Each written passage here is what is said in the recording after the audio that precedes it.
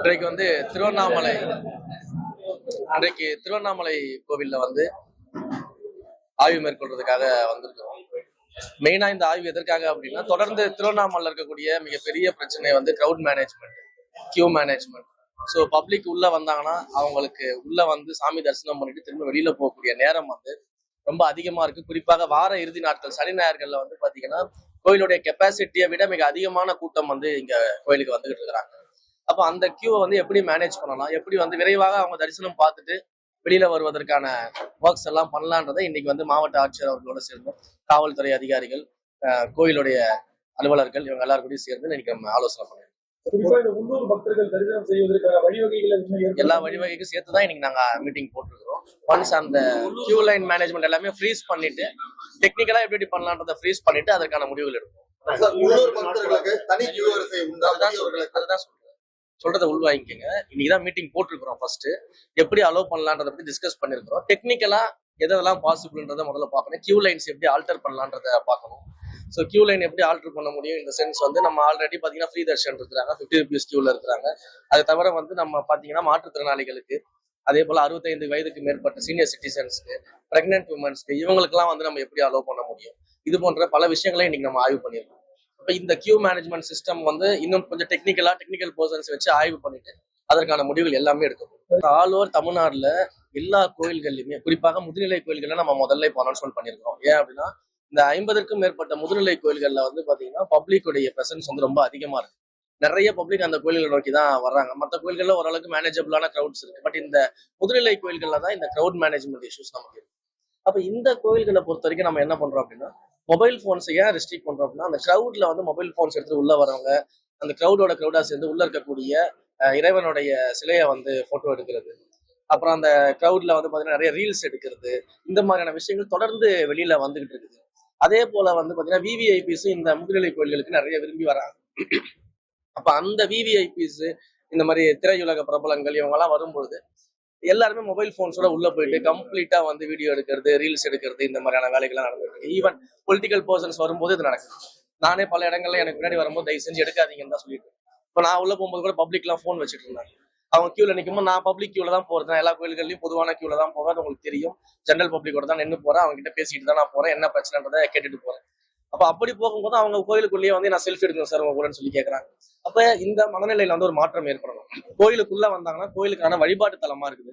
அப்ப அங்க முழுக்க வந்து இறைவனை வழிபடக்கூடிய இடமாகவும், அவங்க அமைதிக்காக வராங்க, ஒரு பிரேயருக்காக வராங்க, இல்ல வந்து அவங்க அங்க இருக்கக்கூடிய சிற்பக்கலையை பார்க்கறதுக்காக வராங்க, அங்க இருக்கக்கூடிய தமிழ் எழுத்துக்களை பார்க்கறதுக்காக வராங்க, அங்க இருக்கக்கூடிய கல்வெட்டுகளை பார்க்கறதுக்காக வராங்க, அங்க இருக்கக்கூடிய தமிழ் பாடல்களை பார்க்கறதுக்காக வராங்கன்னா அவங்க கவனம் ஃபுல்லா அது மேல இருக்கணும்.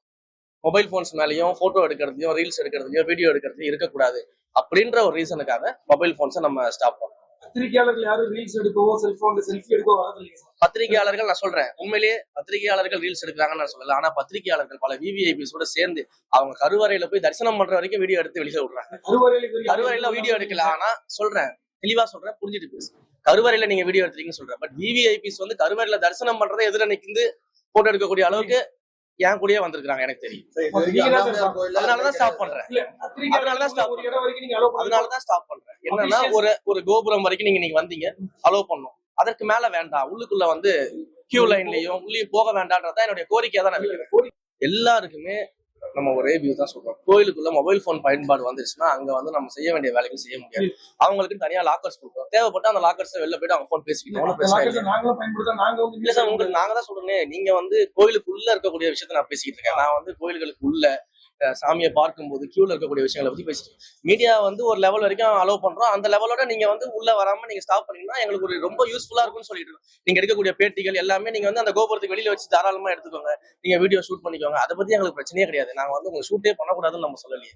எங்கேயுமே நம்ம அந்த மாதிரி ரெஸ்ட்ரிக்ட் பண்ணல. பட் ஒரு கட்டத்துக்கு மேல என்னன்னா, கியூக்குள்ள கோயிலுடைய மண்டபங்களுக்குள்ள கிட்டத்தட்ட ஒரு பல அரசியல்வாதிகள் வீடியோ உள்ள போகும்போது நம்ம பார்க்கிறோம். கருவறை வரைக்குமே வந்து போயிட்டு அரசியல்வாதி சாமி கும்பிடுறதுல வீடியோ எடுத்து வெளியே வரதுல நம்ம பார்த்திருக்கோம். இது எனக்கு நடந்ததுனாலதான் அடுத்த நாள்ல இருந்து நான் உடனடியா வந்து அதெல்லாம் ஸ்டாப் பண்ண சொல்லுங்க, என் கூட மீடியா யாரும் உள்ள வர வேண்டாம், இந்த மாதிரி எடுக்க வேணாம் ரிக்வஸ்ட் பண்ணிக்கிட்டே இருக்கேன். போறவங்கலாம் ரிக்வஸ்ட் பண்ணிருக்கேன். சோ அதையுமே நம்ம மீடியாவுக்கு ரிக்வஸ்டா தான் வச்சிருக்கோம். சோ அதை வந்து அவாய்ட் பண்ணீங்கன்னா ரொம்ப யூஸ்ஃபுல்லா இருக்கும். ஏன்னா இப்ப இவ்வளவு மீடியா நண்பர்கள் இருக்கிறீங்க, இவ்வளவு மீடியா நண்பர்களும் என் கூட உள்ள வந்து வீடியோ எடுக்க ஆரம்பிச்சா பப்ளிக் என்ன யோசிப்பாங்கன்னு இப்ப எப்படி பார்த்தாலும் இன்னைக்கு ஒரு 50 பேர் இருக்கு. அப்ப என்ன வீடியோ எடுக்கிறதுக்காக ஒரு 50 பேர் நீங்க கோயிலுக்குள்ள வந்தீங்கன்னா அதோட பப்ளிக் என்ன நினைப்பாங்கன்றதை நம்ம சிந்திச்சுப்பாங்க. அப்ப அதற்காக ஒரு கோரிக்கை தான் நம்ம இது வச்சோம். அது நம்ம ஆல்ரெடி ப்ரியர் பர்மிஷன்ஸ் வாங்குற மீடியாக்களுக்கு இந்த சேனல்களுக்கு நம்ம பர்மிஷன் கொடுத்துட்டு தான் இருக்கோம். அதுல எந்த விதமான மாற்றங்களும் நம்ம செய்யலையே. நான் சொல்றது வந்து ரெகுலரா இந்த மாதிரி விசிட்ஸ் வரும்போது உள்ளேயே போயிட்டு வீடியோ எடுத்துட்டு உள்ளேயே பேட்டி எடுக்கிறது அதெல்லாம் வேண்டாம். அதை வந்து கோயில் வளாகத்துக்கு வெளியில வச்சுக்கலான்றது மட்டும் தான் நம்ம சொல்றோம். அதாவது கோயிலுக்குள்ள அரசியல் வேண்டாம், கோயிலுக்குள்ள இது போன்ற வீடியோக்கள் வேண்டாம், அதை வெளியில வச்சு பாத்துக்கலாம்னு சொல்றாங்க. அதை முற்றுப்புள்ளி வைக்கிறதுக்காக தான் நாங்க வந்து நிறைய பணிகள் பண்ணிட்டு இருக்கோம். கியூ லைன் மேனேஜ்மெண்ட் பண்ணிட்டு இருக்கோம், கியூஸ் எல்லாம் ஆல்டர் பண்ணிட்டு இருக்கோம், ஆன்லைன் ஃபெசிலிட்டிஸ் வந்து நம்ம இம்ப்ளிமெண்ட் பண்ணிட்டு இருக்கோம், ஆன்லைன் போர்ட்டல் தயாராயிட்டு இருக்குது. ஒன்ஸ் ஆன்லைன் போர்ட்டல் தயாராயிட்டா எல்லாமே அதன் வழியா தான் நடக்கும். எல்லா நடவடிக்கையும் எடுத்துட்டு இருக்கிறோம். பட் கொஞ்சம் டைம் வேணும் இல்லையா? அவசர அவசரமா பண்ணிட்டு அது ஃபெயிலியர் மாடலா மாறிடக்கூடாது இல்லையா? கியூ மேனேஜ்மெண்ட்டுக்கு தான் இப்ப நாங்க டிஸ்கஸ் பண்ணிருக்கோம். சோ டெக்னிக்கல் டீமோட பேசிட்டு அந்த கியூ மேனேஜ்மெண்ட் எப்படி பண்ணலான்றதுக்கான ஃபீஸிபிலிட்டிஸா ஸ்டடி பண்ணிட்டு இருக்கோம். சோ இதுல நீங்க கேட்கக்கூடிய எல்லா கேள்விகளும் அடங்கிடும். அது நம்ம அந்த நகராட்சி நிர்வாகங்கள்கிட்ட பேசணும், காவல்துறை கிட்ட பேசணும். அதெல்லாம் நம்ம எல்லாமே இப்போ ஹோம் ஸ்டேவா மாறிடுச்சு. நிறைய அதை நம்ம பார்க்கணும்ல. அது வந்து நம்ம சம்பந்தப்பட்ட அதிகாரிகள்ட்ட நம்ம பேசணும். கோயிலுக்குள்ள என்ன நடக்குது அதை நம்ம பார்த்துருக்கோம். நம்ம வாலண்டியர்ஸ் போடுறோம். வாலண்டியர்ஸ் போட்டுட்டு வாலண்டியர்ஸ்க்கு வந்து நம்ம இன்ஃபார்ம் பண்ண சொல்லியிருக்கிறோம். உள்ள எதுனாலும் வாக்கி டாக்கி கொடுக்க சொல்லியிருக்கிறோம். வாலண்டியர்ஸ்க்கு ஏதாவதுனா உடனடியாக இன்ஃபர்மேஷன்ஸ் கொடுக்க சொல்லியிருக்கோம். காவல்துறையை வந்து அவங்களுடைய ஃபோர்ஸ் வந்து அதிகமாக்க சொல்லியிருக்கிறோம். மெடிக்கல் டீம் வந்து நம்ம போட சொல்லியிருக்கிறோம். இந்த மாதிரி எல்லா வசதிகளும் நம்ம செஞ்சு கொடுத்துருக்கோம். சிம்பிள். என்னன்னா ஒரு விஷயம் தெளிவா புரிஞ்சுக்கங்க. இன்னைக்கு நம்ம ஒரு மொபைல் போனுக்கு நீங்க இவ்வளவு கேள்வி கேட்கறீங்க, நம்ம எல்லாருமே என்ன சொல்றோம், திருப்பதி மாதிரி நம்ம டெம்பிள்ஸ் உருவாக்கணும், திருப்பதியில எப்படி சிஸ்டம் இருக்கு பாருங்க, எப்படி புக்கிங்ஸ் இருக்கு பாருங்க, எப்படி தர்ஷனுக்கு ஃபெசிலிட்டிஸ் பண்ணிருக்காங்க பாருங்க நம்ம சொல்றோம். திருப்பதிக்கெல்லாம் நீங்க நிறைய பேர் உள்ள போயிருப்பீங்க, எல்லாரும் போயிருப்பீங்க. திருப்பதியில எல்லாம் வந்து என்ன பண்றாங்க, பக்தர்கள்லாம் கோயிலுக்கு போன உடனே ஆட்டோமேட்டிக்கா போனை சுவிச் ஆஃப் பண்ணி பேக்ல வச்சிடறாங்க, கவுண்டர்ல கொடுத்துட்றாங்க, ரூம்ல வச்சிடறாங்க, கார்ல வச்சிடறாங்க. அப்போ டெம்பிளுக்குள்ள போகும்போது நம்ம கோயிலுக்குள்ள போறோம், இங்க மொபைல் போன் யூஸ் பண்ணக்கூடாதுன்ற அந்த மைண்ட் செட் வருது இல்லையா? அப்ப அதே அளவிலான பெரிய கூட்டங்கள் வரக்கூடிய கோயிலுக்கு அது வரணும் இல்லையா? இன்னொன்னு இந்த மீடியாவுக்குமே சொல்றேன், திருப்பதியில நீங்க யோசிச்சுக்கோங்க. திருப்பதியில வந்து அந்த மெயின் என்ட்ரன்ஸ் கோபுரம் இருக்கு பாத்தீங்களா, அதை தாண்டி மீடியா உள்ள போக முடியாது. ஆனா இங்க கருவறை உள்ள வரைக்கும் மீடியா நண்பர்கள் போறாங்க. நான் சொல்றேன் இது நடந்திருக்கு. இது நடந்ததுனாலதான் இந்த முடிவு. நீங்க தான் செஞ்சீங்க நான் சொல்லல.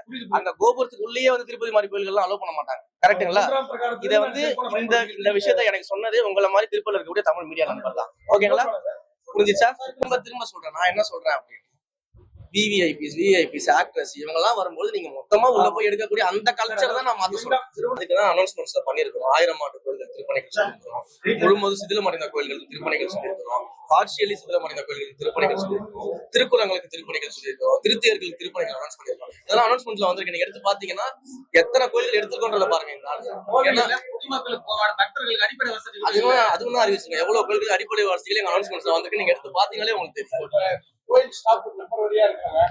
அதெல்லாம் பாப்போம். அதெல்லாம் நிர்வாக ரீதியான விஷயம் நம்ம பாப்போம்.